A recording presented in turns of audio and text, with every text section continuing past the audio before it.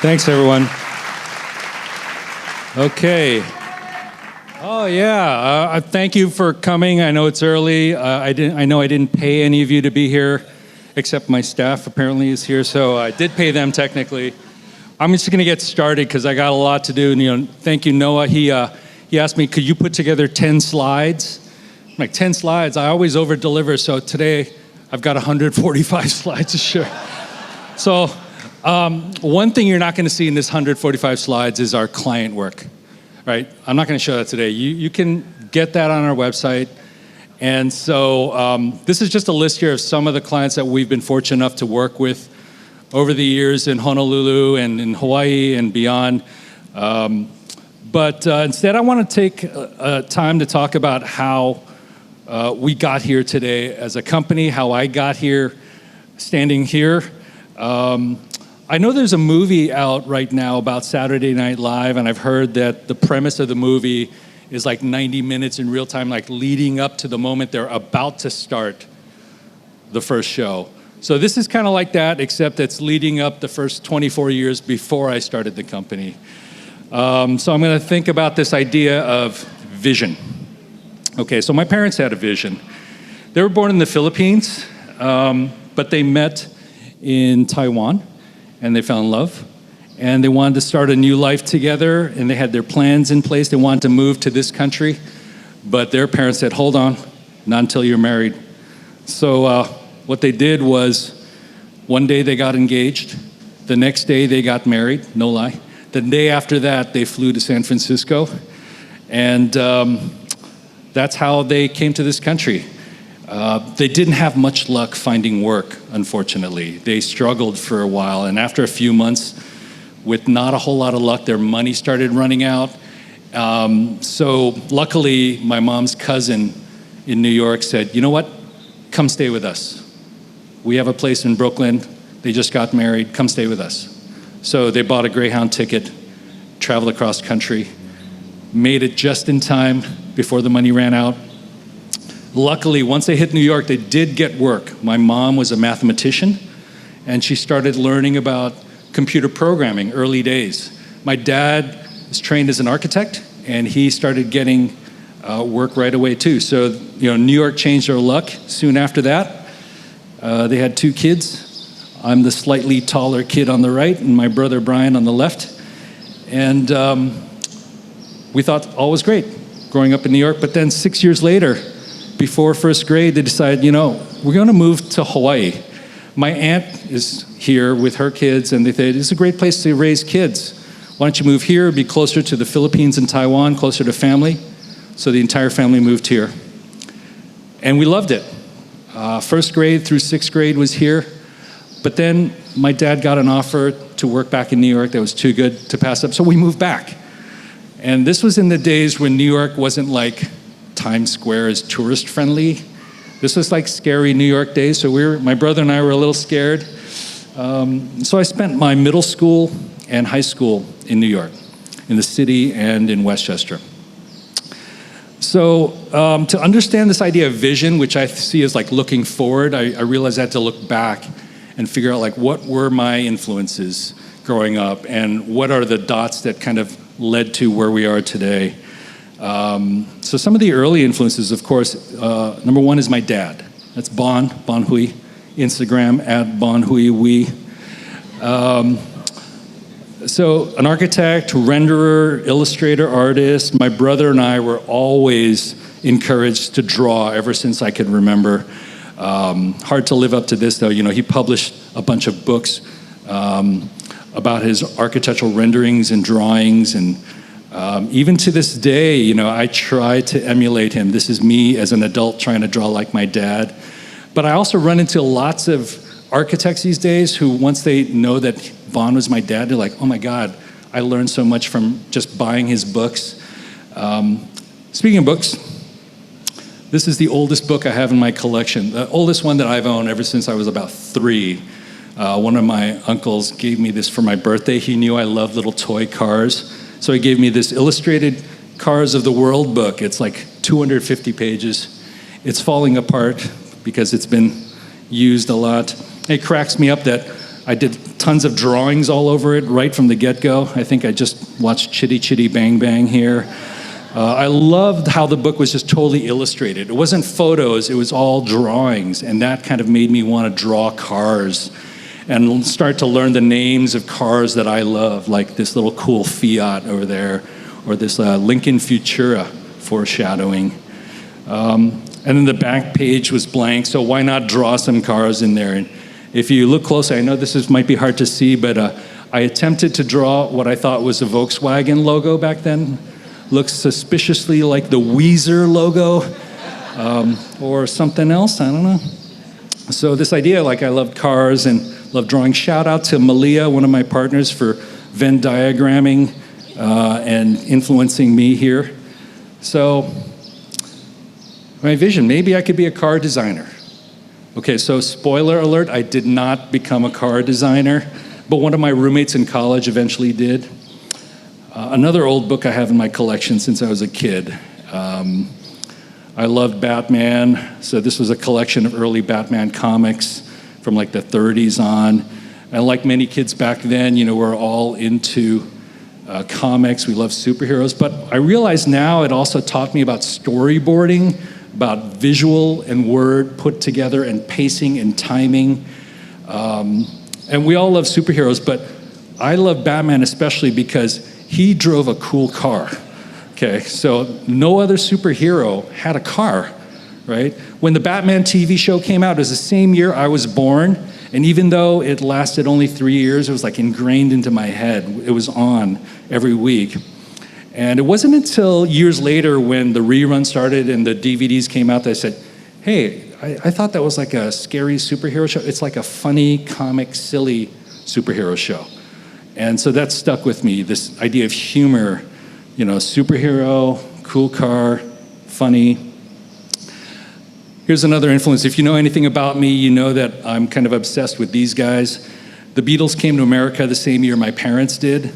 And luckily for me, my dad was into the Beatles and collected records, and he loved Bob Dylan. And so he had good taste in music, and so this music was always playing in the household ever since I was born.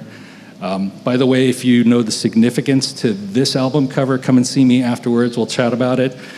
But this album came out the year I was born, Revolver. And I would stare at this, years later, growing up, and just kind of wonder, like, how the hell did they do that?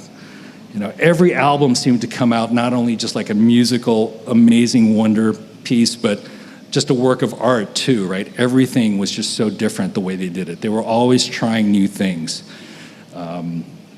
So in the intersection of music and art is where, in my mind, the Beatles lived.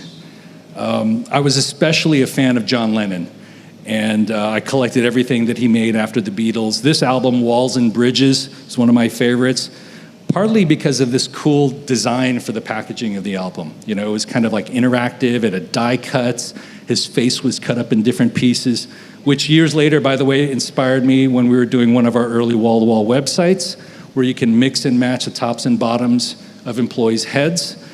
That is Kalama Papacek on the right, for anyone who knows him. Then, beyond music, I started listening to this. I don't know if any of you are old enough to remember when this came out. I was 12 and memorized the whole thing, and then a year later in 7th grade, this album came out. Steve Martin was like breaking new ground, doing different kind of comedy. It made you think. The next year later, he just exploded on the scene with his next album. Me and all of my 7th grade friends memorized every bit of Steve Martin. He was like a rock star. He could fill arenas with just spoken word comedy. So my influences are brewing. This is the third oldest book in my collection. I don't know if any of you have heard of this place, but there is it says here, The Magic Catalog, Volume 12, Louis Tannen, Inc. So when we moved to New York City and I was in 7th grade, a few of my friends told me about this place, a magic shop in Times Square, back when Times Square was pretty scary. It was like on the 17th floor of an office building. It's not street level. You have to know where it is. You have to seek it out to find it. And I just loved going there with my friends, and they would kind of put on a free show every time I'd go. But you could also buy stuff, and the coolest part was this catalog. It's like over 700 pages, hardbound, and you could get it for $3. And so I still have it to this day. Years later, I learned that directors J.J. Abrams and producer Rick Rubin were also into magic and also would hang out at Tandon's during their teenage years. So I feel slightly less nerdy now, just slightly less nerdy. I said slightly less nerdy. So 7th grade, we lived on Roosevelt Island. Does anyone know where that is? Nope. Okay, it's because it's between Manhattan and Queens. And so you had to take a tramway to get there. And I noticed that I started getting involved with drawing for my middle school yearbook. This is the kind of artwork I was doing in 7th grade. Of course, the Beatles, the New York Yankees in '79. With my dad's help, I started taking drawing more seriously.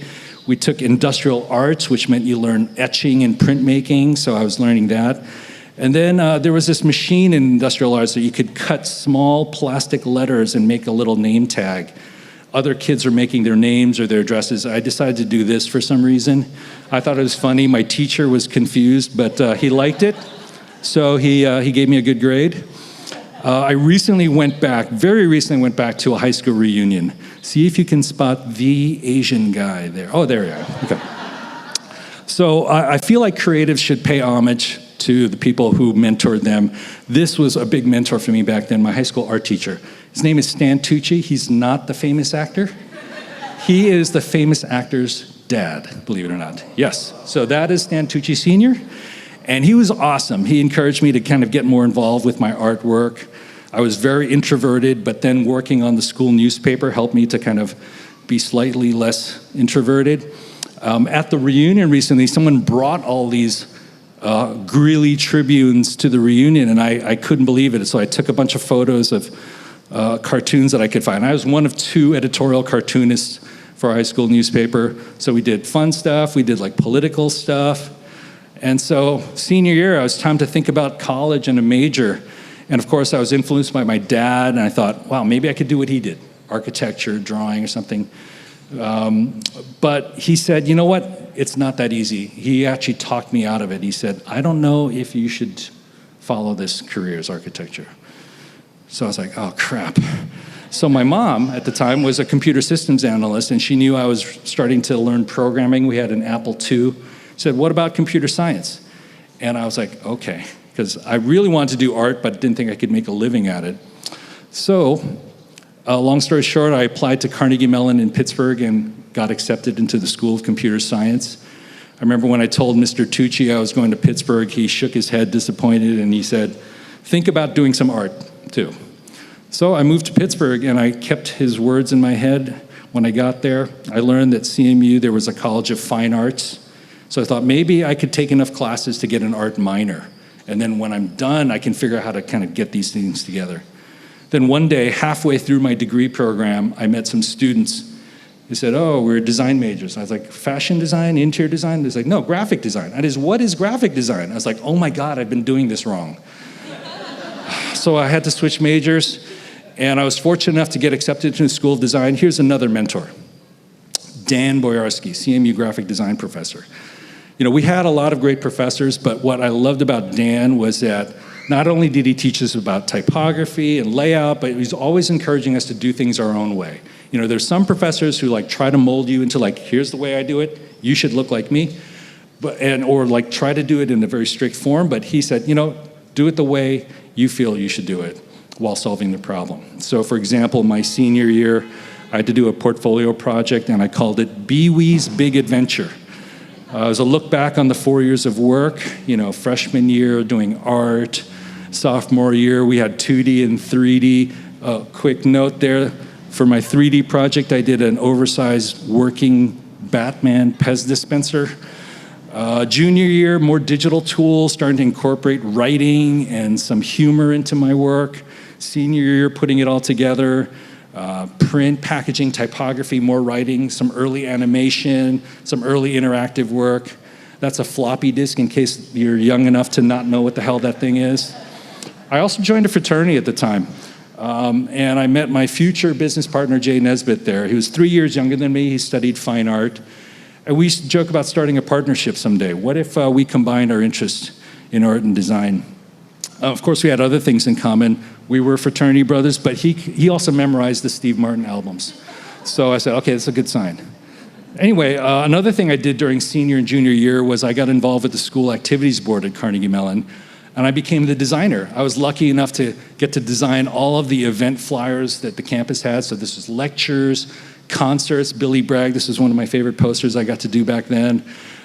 Jello Biafra is a former lead singer of the Dead Kennedys. He came and did a spoken word tour about censorship in the media.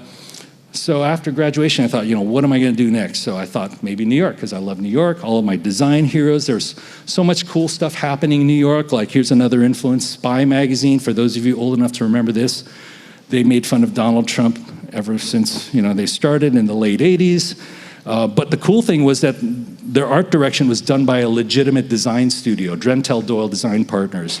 And they kind of broke the mold on what magazine design should be. It was funny, it's crazy. There's a lot of use of the disembodied head, which would come later on in my own work.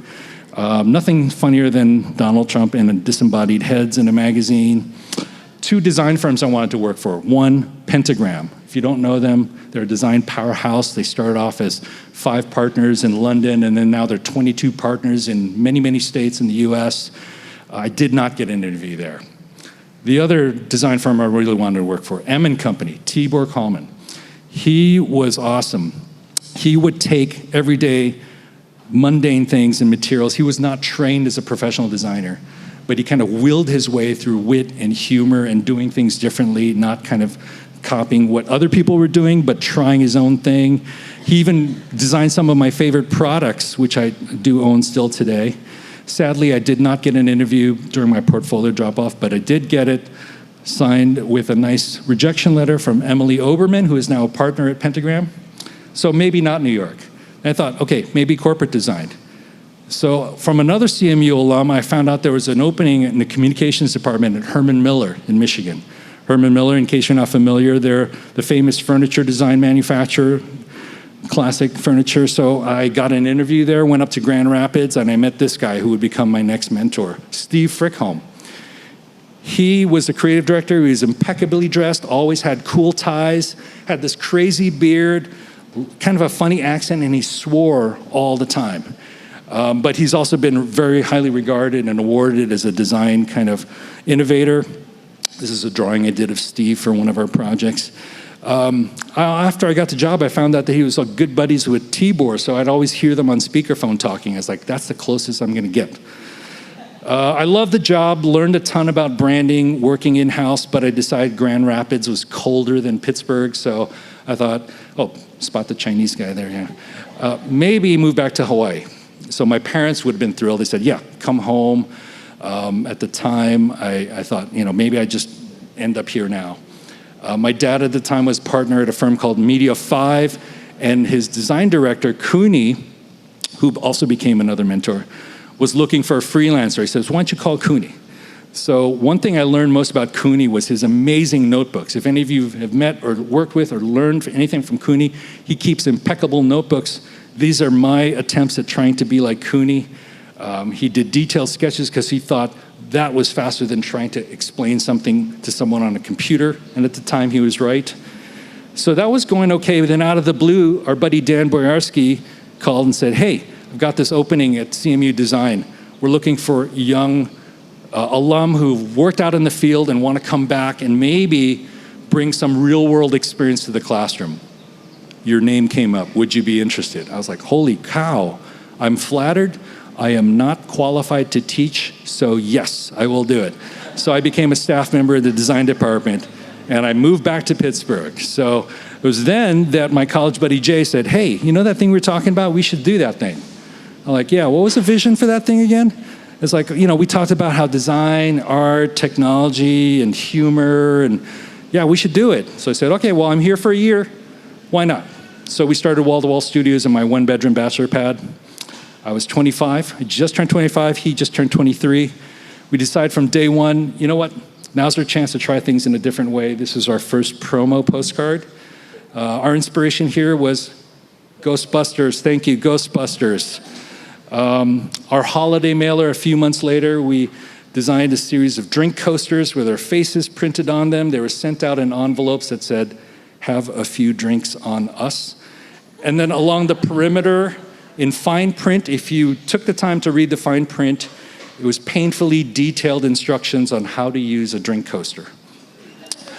And then people started calling us like, "Who the hell are you guys? What do you do?" So we just wanted to get our foot in the door and then show them our creative work. And so that actually worked. I wound up teaching at CMU for several years, wound up hiring interns who then graduated and then became full-time employees. I don't think they knew what they were getting themselves into. These were their very first professional business cards, which had heads on them that my partner Jay distorted because he loved Photoshop. So after starting Pittsburgh in 1992, I decided to come home for family reasons in 2005 and open a satellite office. So today we've got 4 partners that run the Pittsburgh mainland kind of operation and 3 partners in Honolulu. And since COVID, there's been some movement around. So Christina's in Portland, Kainoa's in Austin, Texas, and Brian's in North Carolina. But today I look back at Wall to Wall and what it's become, and there's definitely those seeds of inspiration from way back. The clocks from M & Company, the disembodied heads from Spy Magazine, the lab coats from Ghostbusters occasionally still make an appearance. And our vision was like 2 offices eventually kind of working together, collaborating whenever possible. And that's how our story begins. That was our vision, bringing together art, design, technology, humor, storytelling, and a little bit of magic. So thank you very much. That was 20 minutes. I did it. 145 slides. Can anyone top that? You mentioned several times that you memorized Steve Martin's CD. I would like to hear something, please. Okay, how about I'll end with that? Oh, I heard there was a bunch of plumbers here in the audience tonight. So I don't usually gear my material to the audience, but in this case I thought, there's a bunch of plumbers here today. This lawn supervisor was on a sprinkler maintenance job, and he needed to get a Finley sprinkler head with a Langstrom 7-inch gangly wrench. His little apprentice looked up to him and said, "You can't use a Finley sprinkler head with a 7-inch Langley sprocket head?" He says, "Well, it says here, sprocket, not socket." Wait, were those plumbers supposed to be here today, or is that? So that's a bit that he did. Oh, it was a great presentation. I've been hanging out at your website, Wall to Wall, and the projects are amazing. My question is, AI is starting to change the landscape, the creative landscape, and I was wondering if you guys have talked about it and, integrating it or not integrating it or whatever. Yeah, Thanks. there are a couple of staff in here that know that we've toyed around with it, played around with it. And I know there's still a lot to learn and things are changing fast. But I think as creatives, we have to kind of learn about it. We can't ignore it. I know some people are like, AI is never going to replace me, so I'm not going to go there. But that's what they said when I started, working as a design student, when computers first started entering those studios. People were like, "Oh, computers, never going to integrate. They can't do what I can do." But for those who did not adapt, I think, they kind of had to catch up a lot harder later because, the hill is steep. So I think we don't have a great answer. We're trying it out on certain things. We've used it for prototyping purposes, which works pretty well for internal use. I can't say that we've used it on any actual live project that's gone out and been published yet, but I think we're very curious. Hi, thanks again for the talk. It was awesome. Quick question for you. You talk a lot about your mentors and how they inspired you in your career coming up. As a question for you is as you look kind of back and look at young and up-and-coming designers, what would you like your legacy to be and how would you like to inspire them? It's a great question. I think we've been fortunate to have lots of great talent work through our studios in both offices. And I think if there's any legacy that they've kind of taken away some thoughts on how we process the idea of working with a client, how you process the idea of making a presentation, what it's like to collaborate, and what it's like to kind of inject a little bit of the emotional side to things. you can get into the weeds and a project can turn out to be very, very technical in nature. I think what attracted myself and my co-founder to this idea of starting a business and not working for someone else is we were attracted to the things that made us laugh, made us go, wow, I would eat at a restaurant there, or I would see a movie if the poster looked like that. So we were doing it partly to kind of see things from the audience's point of view, to be empathetic to them, and not always just thinking about what is the client's asking me to do. So I think that that's just part and parcel of everything we do, and hopefully if anything, they have that.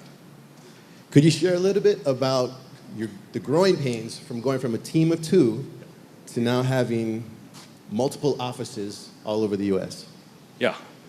So the first part of that growing pain was going from a team of 2 to a team of 4. When you double in size, when Jay and I were working together, it was like the first 3.5 years of just kind of like mind meld. You know, we had college history together, we had inside jokes together, and then when 2 new people come into the mix, that throws it off. But pretty soon you kind of write yourself quickly, and I think that the next stage was when we moved to bigger offices and expanded.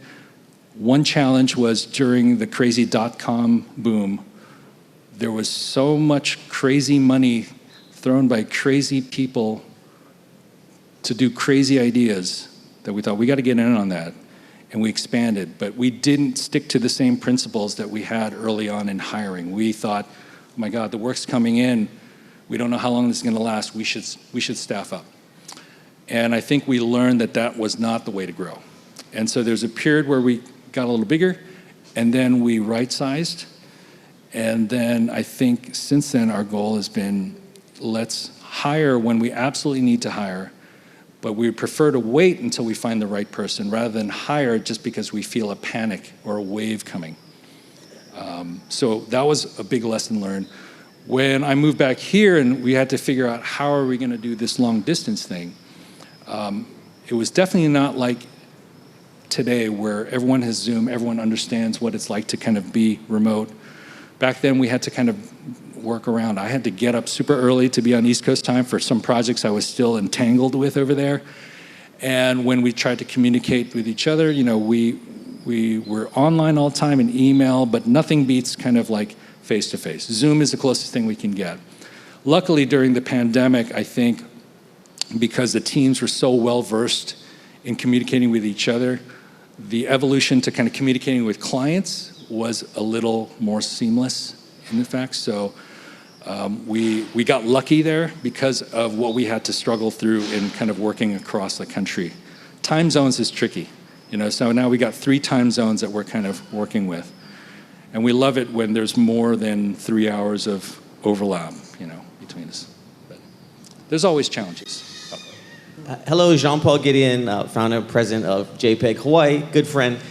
I always wondered, what is your team size? What are their roles? And who drives the revenue to support all of that? I have no idea. Can you make it up? No. Team size, I'm 6'1". So since the pandemic, there are now 6 of us physically in Honolulu. 2 of our team members went remote, and one, Christina in Portland, and Kainoa in Austin. And Pittsburgh office, I think there might be, help me out here, 8 or 9, 10 people, and 1 of them moved to North Carolina. So that's the makeup of our size. It's designer heavy, if you will. So we have account people in both offices. We have 1 CFO who manages finances between both offices. He is a partner. So the partnership makeup, Malia and Jane, who are in the audience. Malia is creative director and partner. Jane is director of accounts. Pete in our Pittsburgh office is director of sales over there. Larkin and Doug are creative directors, and Brian is our CFO and partner. And so my role kind of goes between business development and creative direction and kitchen duty once every 6 weeks. So locally here, who's driving sales? I guess it's myself and inbound and recurring relationships that we have. We have a few retainer relationships. We constantly have customers that come back after a few years to continue doing work with us. And then we seek out opportunities. Sometimes we meet people in an event like this, or reading something, or attending a fundraiser, and then just making connections. It's a small town, so it's not a formal, like, hey, here's my sales plan for this month. It's very organic because of the size we are. But I'm constantly trying to forecast, 3, 6, 9 months ahead to kind of see, like, where's the workload going to be? So it's ongoing. You're in our top 3 of favorite design studios. Top 3? No, just kidding. There's a couple more in the crowd here, man. We got to keep it fresh. Thank you. Yeah, thank you. So just adding on to one of the questions that were asked, you said that you were looking for a person that fits your company before hiring them. What's something you look for in a person that fits your company or your design directive? Yeah. No, it's a great question. I think no matter what the position is, we want someone who's a great communicator, someone who's curious, someone who's really good at what they do. They don't necessarily have to know what we do, right? They've built up skills somewhere else. We try to hire people who can add something that we might not have. I think people who are willing to take risk creatively, but can also kind of work within a constraint. I mean, we're not just free-form artists here in what we do, right? There's a client, there's us, and in between there's an assignment, there's a problem to solve, and there's a budget. So we have to respect those things. Otherwise, you should be an artist, or you should develop your own app or whatever. But if you decide to work in the constraints of a company like we've built, we're a creative agency, creative comes first, but there are guideposts to kind of keep us in check. Otherwise, we'll be out of business. So we look for people who are curious, who are really good technically, who are great collaborators, who can take criticism, who don't have thin skin, because we have clients who give us feedback, and some of the feedback is great, and I'll stop there. Hello, my name is Chi. You talked a lot about mentorship. For anyone, or especially like students in college or young people, what's your biggest advice on finding mentorship and how to build a relationship with them? How do you find a mentor and how you build a relationship with it? So I think that's a challenge. I think sometimes a mentorship just comes out of circumstance. You get hired for a job, or it's a teacher, or it's a coworker that's been there longer than you have. I think if you find people that you think are doing great work, ask them lots of questions. Don't be afraid to kind of tell them, like, I don't get this. They would rather, as someone who has worked with younger staff members, I would rather you tell me if you don't understand the assignment or understand the problem than be afraid to ask and then just go off the wrong path and then come back later and go, you know what, we're all facing this way and you were facing this way. So, I think it's asking good questions, and seeking them out. I think, how do you find one? It's a good question. I don't know. I've been very fortunate. I've had good mentors along the way, and so I kind of stay in touch when I can. Awesome. Thank you so much, Bernie, for answering our questions. Thank you, everyone.